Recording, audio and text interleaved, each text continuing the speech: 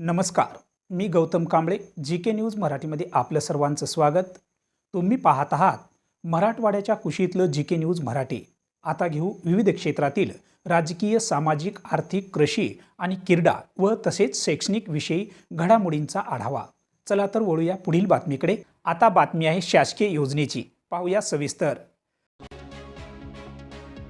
ग्रामीण भागाचा सर्वांगीण व शाश्वत विकास साधून भारताला सन 2047 पर्यंत विकसित राष्ट्र बनविण्याच्या उद्देशाने केंद्र शासनाने सुरू केलेल्या विकसित ग्रामपंचायत योजनेअंतर्गत किनवट पंचायत समितीच्या वतीने गुरुवारी इस्लापूर येथील जयवंतराव पाटील हुतात्मा स्मारक येथे जनजागृती व मार्गदर्शन कार्यक्रमाचे आयोजन करण्यात आले.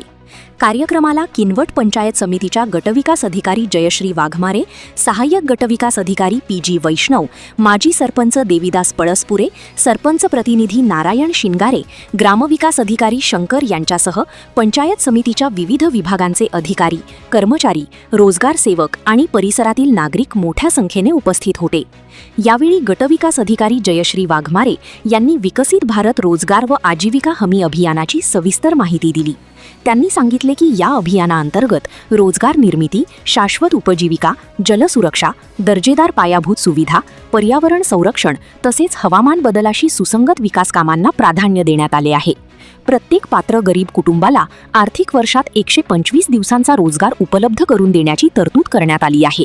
या योजनेत जलसंधारणाची कामे, बंधारे, शेततळे, ग्रामीण रस्ते, पूल, अंगणवाड्या, आरोग्य सुविधा, शेती, पशुपालन, मत्स्य व्यवसाय, प्रक्रिया उद्योग तसेच पूर्व दुष्काळ प्रतिबंधक उपाययोजना आणि हवामान बदलाशी जुळवून घेणाऱ्या विविध विकास कामांचा समावेश करण्यात आल्याची माहितीही त्यांनी यावेळी दिली.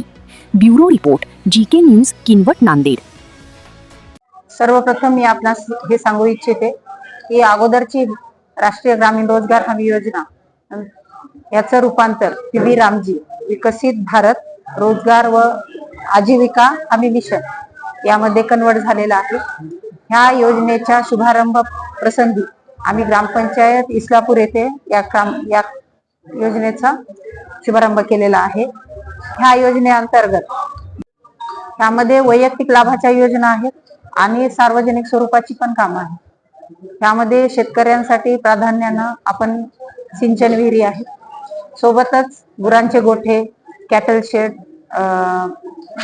कुक्कुटपालन, गांडूळ खत ह्या योजना आपण अगोदर पण देत होतो आणि ह्यामध्ये पण देत आहे. सोबतच जी सार्वजनिक स्वरूपाची कामं आहेत त्यामध्ये पानंद रस्ते आहेत, सार्वजनिक विहिरी आहेत, पाणी पुरवठा विहिरी आहेत, सोबतच जी सार्वजनिक स्वरूपाची कामं फळबाग आहे, वृक्ष लागवड आहे. या योजनेच्या माध्यमातून आपण त्यांना देणार आणि केवळ लाभार्थ्याचाच नाही, संपूर्ण ग्रामीण विकास ह्या योजनेमध्ये च्या माध्यमातून होणं अपेक्षित आहे. तुम्ही पाहत आहात महाराष्ट्राच्या कुशीतलं जी.के. न्यूज मराठी. सात जनतेची, भूमी महाराष्ट्राची.